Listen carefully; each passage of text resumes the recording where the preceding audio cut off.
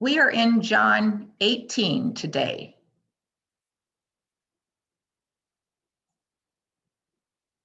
In John 18, Jesus is arrested. The next two chapters are possibly the most difficult chapters to read in the entire Bible. Jesus is going to willingly allow the religious men of his time, the most outwardly pious and holy men in all of Israel, to viciously accuse him and demand his death. How could it have come to this? Why did these men hate him so? And Jesus had previously identified the reason. He said Satan and not God was their true father. What started out in these men as resentment, it turned to jealousy, and finally to just absolute overwhelming rage and hatred. This is going to culminate in several years of believing lies. And these men are a vivid picture of what happens when we allow sin to reside in us unchecked. Seeds of resentment and unforgiveness never stay tiny. They don't stay dormant. They grow into plants, and the more we water them, the larger they're going to grow. And we're going to see this, the pictures of these men and other men and what their choices will produce in this chapter. While Jesus is prominent in this chapter, John is also going to highlight several other individuals and groups of people we've seen scattered throughout the Gospels already. He points out this is where their choices, beliefs, and actions have led them. And again, in this chapter, as we saw in chapter 13, we are going to see Peter and Judas contrasted when Jesus predicted the betrayal and the denial. And I want you to notice this. In this chapter, as we saw at the very beginning in Genesis, a sinless man, Jesus, was about to encounter Satan's representative, Judas, in a garden, the Garden of Gethsemane. Just like Adam encountered the serpent in the Garden of Eden. Adam fell, but this second Adam was sent to redeem mankind from that first sin, and this second Adam is not going to fail. So let's jump right into John 18. When Jesus had spoken these words, he went out with his disciples across the Kidron Valley, where there was a garden. Now, John doesn't identify it by name, but this is the Garden of Gethsemane, which he and his disciples entered. Now, Judas, who betrayed him, also knew the place, for Jesus often met there with the disciples. So Judas took a band of soldiers and some temple police from the chief priests and the Pharisees and came there with lanterns, torches, and weapons. Judas had been paid to lead the officers and the soldiers to Jesus. It was at night, so his job was to make sure that the soldiers arrested the right person. Now, we can infer that the religious leaders expected Jesus and his disciples to resist. Every other time that the religious leaders had tried to arrest or stone Jesus, Jesus had slipped away, and they were not going to let that happen this time. So notice this, Judas didn't come alone. He came with a band of soldiers. Now, these were Roman soldiers who were authorized by Pilate, who was the governor of Judea at this time. And Pilate was the man who would eventually condemn Jesus to be crucified. Now, a full band, the word band there, or cohort of Roman soldiers, a full band was 600 soldiers. Commentators agree that 600 soldiers didn't come to the garden that night, but there was a contingent of them, maybe 30 to 50. They came in force. Judas also came with the temple police sent by the chief priests and the Pharisees. So I want you to get this. Both Jews and Gentiles alike participated equally and actively in Jesus' arrest, trial, and crucifixion. So I want you to get the picture of what is happening that night. Put yourself in the disciples' shoes. The disciples were reeling emotionally. Jesus had said he was leaving them. Their jobs, they thought, were going away. He said that one of them was going to betray him and another, Peter, was going to deny him. Now, As was their custom, this band of brothers headed to a place they often went. John identifies it as an olive garden, but again, the other gospels say it's the Garden of Gethsemane. The other gospels also tell us that Jesus had so agonized in prayer when they finally got to this garden that he sweat drops of blood. He was under such intense pressure. And what were the disciples doing as Jesus prayed and sweat those drops of blood? We have to go to Luke for that. It says, when Jesus arose from prayer, he went back to the disciples and he found them asleep, exhausted from sorrow. Have you ever been exhausted from sorrow? It is a deep and heavy feeling that you just don't want to go on. And that's what the disciples were feeling. They were extremely sorrowful to the point where they couldn't keep their eyes open. So John is just now picking up the story just as Jesus has shaken his sleeping disciples awake. The disciples were in a fragile emotional state. They were physically exhausted, their nerves were tight, and their emotions were frayed. And all of a sudden, can you hear it? In the dark of the night, lit by only the moon, you can hear in the distance, tromp, tromp, tromp of many feet, and the lights of the torches coming closer and closer. Can you just picture that?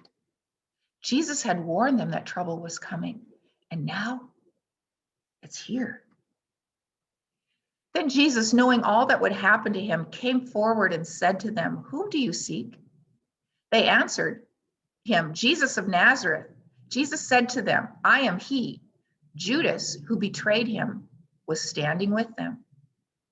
Now notice this, Jesus didn't flee. In fact, not only did he not flee, he came forward ahead of the disciples. The disciples were behind him. Jesus came forward and met this group of perhaps 50 to 60 people. And he said, "Who are you looking for?" It's the same question he asks everyone. Now, when we go all the way back to the first chapter in John's gospel, those were the first recorded words of Jesus in John's gospel. In John 1, Jesus turned and saw the disciples, John the Baptist's disciples who were following him, and said, "What do you seek?" The first disciples sought the I am deity who could redeem them, the promised Messiah. But these soldiers came seeking Jesus of Nazareth. That was a derogatory term. These were ordinary men. They were seeking an ordinary man who meant nothing to them. They were just following orders. He came from a town that had a bad reputation. They were seeking that Jesus. And so I have to ask myself, and I ask you, who are you looking for? When you come seeking Jesus, who are you looking for? And Jesus is always going to respond the same, regardless of why people come to him. He responds, "I am."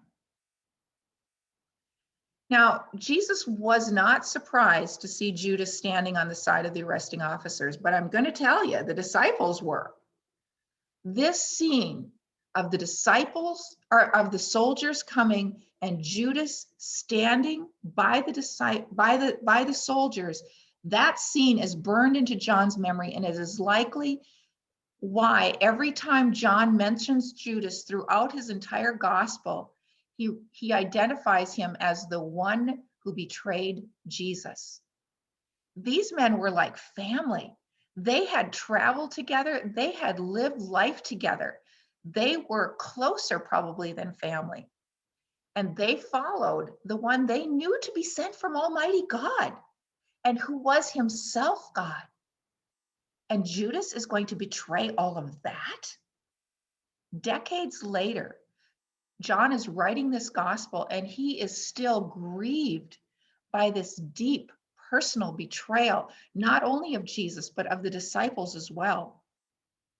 And I want to tell you that Judas believed Satan's lies, that Jesus's "I am" was not big enough for his ambition. Listen to that. Satan always distorts our perception of ourselves and Jesus. He deludes us into thinking we know better and our ways are superior. It's not just Judas that listens to those lies. I'm here to tell you, I've listened to those lies as well. I've thought I've known better, that my ways were superior to God's, that I can't trust God's plan. And the end result is always the same. When Jesus said to them, I am he, they drew back and fell to the ground. So he asked them again, whom do you seek? And they said, Jesus of Nazareth.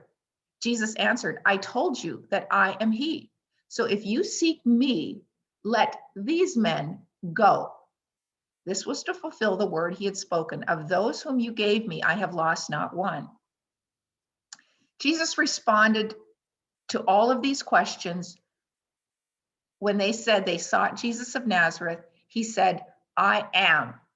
The he was added later by translators. I am. I am deity.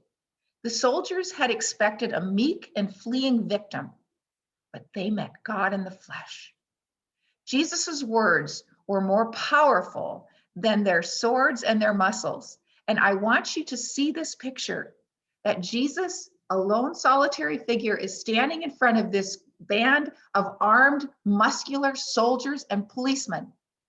And when Jesus says, I am he, I am, every one of those people in that group stepped backwards and fell to the ground, totally flattened by Jesus's word and Jesus's word alone. So Jesus asked again, as they got themselves up, dusted themselves off, whom do you seek? This time they didn't fall over, but Jesus had demonstrated beyond a shadow of a doubt that his power what his power was like, and it gave them incentive to do what he asked them next. Jesus is now going to make a demand of his own. That's gutsy. Jews didn't make demands of Romans, much less Roman soldiers. And someone who they came to arrest is not likely to be a one in a authority figure. But they weren't expecting Jesus. It was only after the soldiers had experienced the might and the power of Jesus's presence and had been cast prostrate on the ground that Jesus demanded, let these men go. He forced the soldiers to release the disciples because they also were going to be the intended victims. We're going to see proof of that later when Jesus is standing in front of Annas, the former high priest, later in this chapter. Jesus knew that the disciples were not yet ready for that type of conflict that he was going to face that night. And I want you to get this. I want you to internalize this because Jesus does the same for us. He knows what we can handle.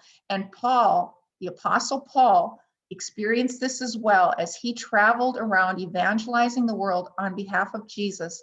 He said in 1 Corinthians 16, no temptation has overtaken you except what is common to man. And God is faithful. He will not let you be tempted beyond what you can bear. But when you are tempted, he will also provide a way out so that you can endure it. And that's what Jesus was doing for his disciples today. He was making a way for them to escape. Jesus ensured his disciples were not going to be part of the violence that Jesus would himself endure that night. And this was his cue to the disciples. He's saying, get out of here. I want you to leave the scene. Get going. And this had fulfilled what he had twice before said, once to I shall lose none of these that he has given me. And again, when he prayed to his Father, none has been lost except the one doomed to destruction. Then Simon Peter, oh, of course it would be Simon, having a sword, drew it and struck the high priest's servant and cut off his right ear. The servant's name was Malchus. So Jesus said to Peter, put your sword into its sheath. Shall I not drink the cup that my Father has given me?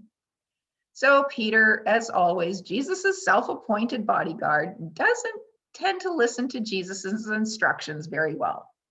I so relate to Peter. He spoke so bravely in the upper room, and he feels like he has to prove to Jesus that he can make good on his boasts, even as he quakes in his boots. But Jesus had already told the disciples, including Peter, to leave. How could Peter prove himself without protecting Jesus against the crowd? These verses, as we read them, we're going to see this throughout the rest of the book of John. They point to a bit of running competition that John and Peter have. They're like brothers. John was the youngest of the disciples. Peter was the oldest. These two are extremely close, but they're also competitive. And John loves Peter, but he wants to make sure we know something about Peter here. Peter doesn't engage with the soldiers. He engages with the lowliest of the group. He engages with a servant, and he cuts off that man's right ear. It wasn't just any ear. It was, make sure you know this, it was his right ear. Now, if Peter is also right-handed, how do you cut off someone's right ear? It has to be from behind. So Jesus has already told the disciples to leave the scene, but Peter thinks he needs to help Jesus out. Does that sound familiar? Have you ever been there? I do the same thing. I think I know better than Jesus, or I want to help out, or else I won't feel like I'm doing enough. I want to do something to earn Jesus's free gift. And I'm just here to tell you from personal experience and from biblical wisdom, human effort, when God has already decreed something, always ends badly. So Peter cut off the ear of the high priest's servant. Now, if that man goes back to the high priest and he's missing an ear, do you think that's going to go unnoticed or unpunished? Now, under normal circumstances, Peter is now also going to be detained by the soldiers because he's going to have to face punishment too. But Jesus is going to intervene for Peter as he does for us today. Luke tells us the rest of the story. And one of them struck the servant of the high priest and cut off his right ear. But Jesus said, no more of this. And he touched his ear and healed him. He said, stop it, Peter. Put your sword away and leave. This is my Father's plan, and I intend to go through with it. Then Jesus healed the man's ear, and it was as good as new. Do you see this? Jesus removed all evidence of Peter's crime. And Jesus is about to do for all of mankind, for you and for me, what he just did for Peter in miniature. He forgave his crime, he wiped his slate clean, and he set him free. How many ears have you cut off in your attempts to help God out? God's plan doesn't include us cutting off anyone's ear. But when we do, when our efforts, our bumbling efforts outside of God's plan for us, cause us to cut somebody's ear off, God provides a way for us to get out of our messes. And I'm just here to tell you that the Father's plan for us is always for our ultimate good, even when the short term looks bad. Do you get that, friends? Even when it looks like nothing good could possibly come out of that, even when we don't agree with it or understand it, God's plan is always best. You can count on it. And again, the Apostle Paul said this in Romans 8, and we know that in all things, God works for the good of those who love him, who have been called according to his purpose. So the band of soldiers and their captain and the officers of the Jews arrested Jesus and bound him. First, they led him to Annas, for he was the father-in-law of Caiaphas, who was the high priest that year. It was Caiaphas who had advised the Jews that it would be expedient that one man should die for the people. So Jesus was arrested in the garden with no formal charges given against him. And now he is brought to a personal residence at night. Jewish law required that all court cases be heard during the day after the morning sacrifice had been completed, and it was to be held at the court. This was an evening trial before a private individual. This was completely illegal. So Jesus was first brought before Annas, the most powerful Jewish leader of this time. He had previously been the high priest, as had 5 of his sons, and now his son-in-law was high priest, his son-in-law Caiaphas. But John makes it clear that it's not Caiaphas, it's Annas who is calling the shots. And Annas had declared Jesus guilty before he even went to trial. None of this innocent until proven guilty. Annas had already declared Jesus guilty, and what Annas got in Israel, what he wanted in Israel, he got. Simon Peter followed Jesus, and so did another disciple. Since that disciple was known to the high priest, he entered with Jesus into the court of the high priest. But Peter stood outside at the door. So the other disciple, who was known to the high priest, went out and spoke to the servant girl who kept watch at the door and brought Peter in. The servant girl at the door said to Peter, "You also are not one of this man's disciples, are you?"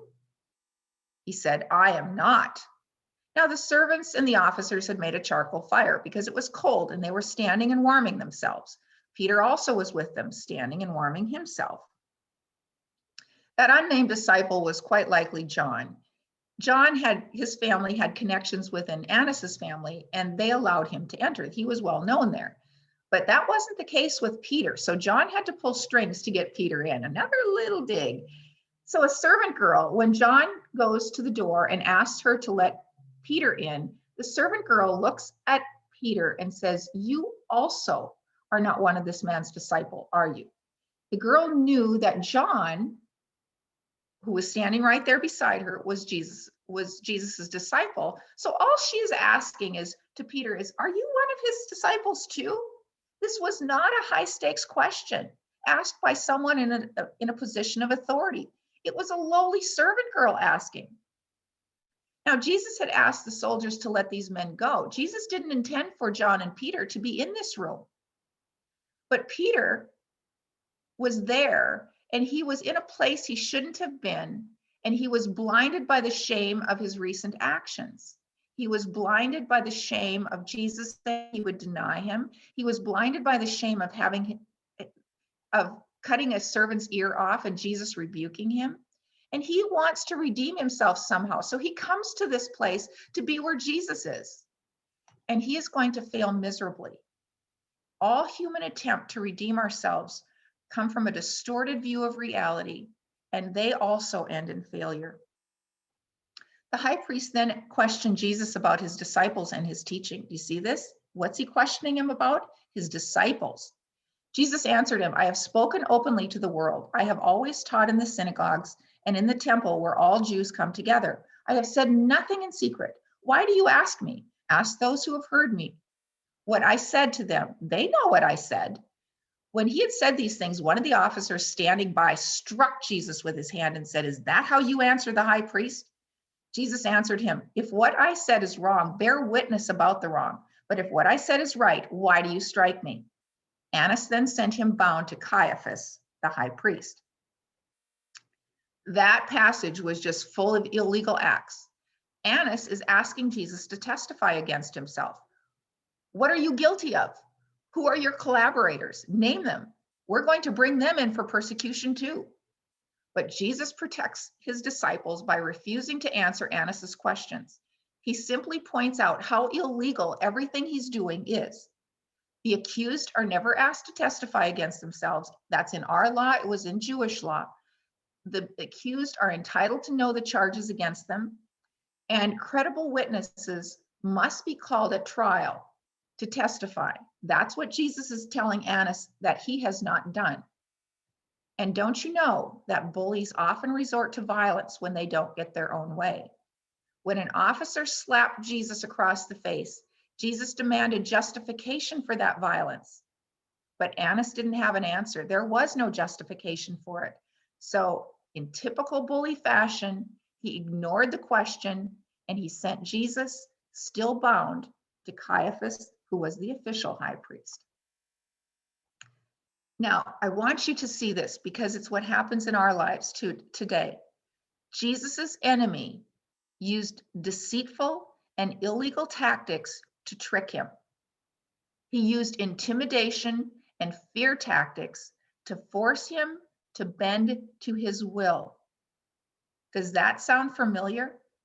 Satan's tactics against us are the same today as he tried to use back against Jesus. But Jesus wasn't having any of it. He knew and he demanded his rights. And John tells us in 1 John later that we need to know ours too. And what are our rights? You, dear children, are from God and have overcome them, because the one who is in you is greater than the one who is in the world. We have rights and we can stand on them because our Redeemer lives. Now Simon Peter was standing and warming himself. So they said to him, you also are not one of his disciples, are you? He denied it and said, I am not.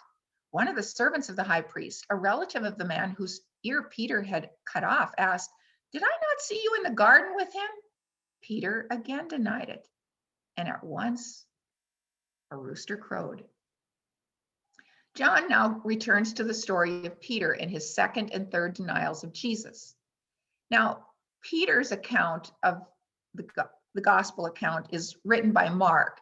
And so in the Gospel of Mark, we see that the third time someone asked Peter if he knew Jesus, he begins to curse and swear and deny that he even ever knew Jesus. And neither Peter nor John ever forgot what came next. And I want you to picture what this looked like. Peter has just denied Jesus 3 times. The rooster has crowed, and the Lord turned and looked directly at Peter, catching his eyes from across the courtyard. And Peter remembered the sayings of the Lord, before the rooster crows today, you will deny me 3 times. And he went out and wept bitterly. Why do you suppose this story about Peter is included and recounted in such detail? Peter was the staunchest of all the disciples. He was the chief of Jesus's band. He was the leader. He was the team captain, and he failed. But Peter did not remain defined by that failure. His failure gave him incentive in the future. He said, I am not going there again. That is not happening again. And he knew he couldn't rely on his own strength. And he knew that his only strength would come from the Holy Spirit that would come to live in him. Our biggest failures are often the very thing that help us avoid making the same mistakes in the future. This is an example of God making good come out of some really, really awful stuff. Then they led Jesus from the house of Caiaphas to the governor's headquarters. It was early morning. They themselves did not enter the governor's headquarters so that they would not be defiled, but could eat the Passover. Oh, my, how pious these men are. The religious leaders couldn't enter a Gentile's house for fear of being physically defiled. Now, it was the Jewish law that during Passover, they had to remove all leaven, which was yeast, from their home. Leaven or yeast was a symbol of sin. So it was in their law that they had to remove all of that from their homes during this season of Passover. Gentile homes didn't do that. So if they would go into a Gentile home, that was a defiled home, and they themselves would become unclean. And if they became unclean, they couldn't eat the Passover meal. And these religious leaders wanted to eat the Passover meal. This was the high point of their year. And so as they stood so self-righteously outside, they demanded an innocent man's death. Jesus was the true Passover lamb. He fulfilled all the traditions of the Jewish festival of Passover, and he was the lamb, and they were arranging for his slaughter. They just didn't realize it. They didn't plan to eat the right Passover meal. So Pilate, the governor, went outside to them and said, what accusations do you bring against this man? They answered him, if this man were not doing evil, we would not have delivered him over to you. Pilate said to them, take him yourselves and judge him by your own law. The Jews said to him, it's not lawful for us to put anyone to death. The Jews hated to admit that. Rome had stripped the nation of Israel from the right to have their own they could not, they could have their own court system. They could still have the Sanhedrin. They could still have their Supreme Court, but they were stripped of the right to put anyone to death. And Pilate is forcing them to admit that by this verse. This was to fulfill the word that Jesus had spoken to show by what kind of death he was going to die. Now, Pilate, you have to understand, according to historical sources, was a very cruel and ruthless man. Yet even he demanded to know what the charges the Jews were bringing against Jesus before he would commence the trial. The religious leaders simply evaded the question. They're saying, take our word for it. He's evil and worthy of death. Why did they evade the question? Because the real charge against Jesus, the real thing that they had against him, was that he claimed to be God. But if they told Pilate that, what would Pilate's reaction be to that? He would laugh them out of his court. He would dismiss them out of hand. Now, Pilate had some knowledge of the circumstances of this case because he was the one who would have had to have approved the use of the soldiers being sent to arrest Jesus. He took their word for it before, but now he demands proof. What is he guilty of? The other Gospels do tell us the charge the Jews finally levied against Jesus. And it says they began to accuse him, saying, we found this man misleading our nation and forbidding us to give tribute to Caesar, and saying that he himself is Christ, a king. So Pilate picks up on the one charge designed to get his attention, that Jesus claims to be a king. Now, Pilate's sole purpose in life as a governor over Judea was to protect the interests of Rome. So any type of insurrection, any charge of a king coming to power had to be investigated and eliminated. So Pilate entered his headquarters again and called Jesus and said to him, are you the king of the Jews? Jesus answered, do you say this of your own accord, or did others say it about me? Pilate answered, am I a Jew? Your own nation and the chief priests have delivered you over to me. What have you done? So Jesus here is really asking Pilate, what kind of a king are you asking me about? What do you have in mind? Do you think I'm a Roman king or a Jewish king? Do you think I'm claiming to be a political king or a spiritual king? Jesus wasn't evading the question. He was forcing Pilate to clarify the matter because it was really Pilate who was on trial and not Jesus. Jesus answered, my kingdom is not of this world. If my kingdom were of this world, my servants would have been fighting that I might not be delivered over to the Jews. But my kingdom is not of the world. Then Pilate said to him, so you are a king? Jesus answered, you say that I am a king. For this purpose I was born, and for this purpose I have come into the world, to bear witness to the truth. Everyone who is of the truth listens to my voice. Pilate said to him, what is truth? After he had said this, he went back outside to the Jews and told them, I find no guilt in him. But you have a custom that I should release one man for you at the Passover. So do you want me to release to you the king of the Jews? They cried out again, not this man, but Barabbas. Now Barabbas was a robber. Pilate knew that it was jealousy that was causing these Jewish leaders to bring Jesus before him. That was the only reason Jesus was there that day. Pilate repeatedly declared Jesus not guilty, but he wanted to appease these religious leaders who stood before them because they could make his life very difficult indeed, and he wanted tranquility rather than truth. But Pilate severely underestimated the rage and the hatred that these religious leaders harbored against Jesus. When he offered them this compromise, he didn't expect their response. He said, we plan to execute 3 criminals today.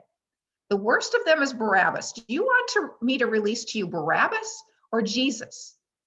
He did not understand that the bitterness, the hatred, the resentment, and the jealousy that consumed these religious leaders would help them convince the crowd, no, don't free Jesus, free Barabbas. And here we see the picture of the one who came to offer true freedom from sin to all men, allowed himself to be bound by those people who were prisoners of the sin he came to free themselves from. But it was only for a short time. Choices have consequences. Acts become habits. Habits become lifestyles. Lifestyles become destinies. Judas chose greed and power, and he betrayed Jesus. The religious leaders chose bitterness and resentment. They arrested Jesus and set his death march in action. Pilate chose political expediency over truth. He condemned Jesus to death. For a short time, Peter embraced shame, fear, and self-preservation, and he denied Jesus. But Jesus gloriously chose the Father's plan. He would walk a difficult road, but he knew he would emerge victorious. So this chapter is both difficult and glorious. It clearly defines how Jesus kept his word to his disciples. He kept and protected them by the power of his word, and he does the same thing today for us. And the stage is set to see 3 of the building blocks Jesus had identified in chapter 15 to be displayed in Peter, even as he fumbles and stumbles and falls in the garden and in Annas' courtyard. We are going to see Peter take those building blocks, and he will see the power to transform sorrows into joy. He will have full access to God's unconditional love and acceptance, and he himself is enrolled in a divine recovery plan to straighten out all of his mistakes, just as we are. The message of this chapter is the end is not yet. Keep the faith. Greater is he who is in us than he who is in the world. And then in chapter 19, Jesus will be flogged and crucified. He will die, and the religious leaders will rejoice. 2 prominent religious leaders will finally openly declare themselves as Jesus's followers, and they will get Pilate's permission to bury Jesus in a tomb. Jesus's 11 disciples will quake with fear for a time, but chapter 20 is coming. The end of Jesus's life on earth is the very sorrow that will bring jubilant rejoicing. So hang on, dear friend. The end is not yet, and when it comes, it will be glorious indeed.